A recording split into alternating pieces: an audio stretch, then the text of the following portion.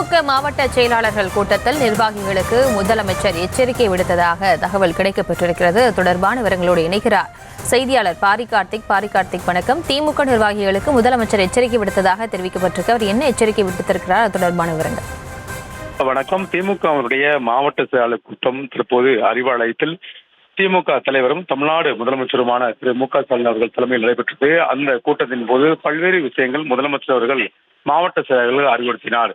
அதன் அடிப்படையில் அரசினுடைய சாதனைகளை தொடர்ச்சியாக மக்களிடத்தில் கொண்டு செல்ல வேண்டும் என்றும், நான்கான மக்களுக்காக பணியாற்றியவைகளையும் மக்களிடத்தில் தொடர்ச்சியாக கொண்டு செல்ல வேண்டும் என்றும் அறிவுறுத்தினார். அதே போல ஒரு சில பேர் கட்சியினர், அதாவது மாவட்ட செயலர் உட்பட முக்கிய பொறுப்பில் இருக்கவர்கள் சமூக வலைதளங்களில் மிகுந்த கவனத்துடன் செயல்பட வேண்டும் என்றும், மிகுந்த வார்த்தைகளை மிகுந்த கவனமாக பயன்படுத்த வேண்டும் என்றும் எச்சரிக்கை விட்டிருக்கிறார். ஏற்கனவே திமுக சார்பில் நடைபெற்ற இந்த மாவட்ட செயலர் கூட்டத்தின் போது நடைபெற்ற கூட்டத்தில் தான் முதலமைச்சர் அவர்கள் பிரிவாக பேசியிருக்கிறார். இது ஏற்கனவே அவர்களுக்கு கடந்த முறையும் போதே இதே போல ஒரு எச்சரிக்கை முதலமைச்சர் கொடுத்தார் என்பது முக்கியத்துவம் வாய்ந்தது. அதே போல அதாவது குறிப்பாக திமுகவை பொறுத்த வரைக்கும் ஒன்றிய என்ற அடிப்படையில் கிட்டத்தட்ட தற்போது 867 ஒன்றியங்கள் இருக்குன்னா இதை 1040 பிரிக்க இருக்கிறார்கள்.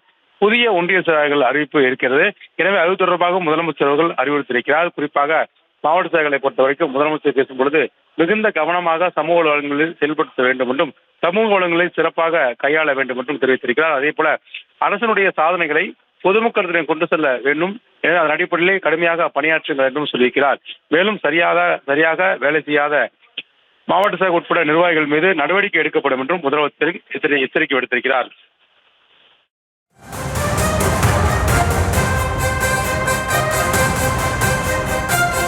விவரங்களுக்கு நன்றி பாரி கார்த்திக்.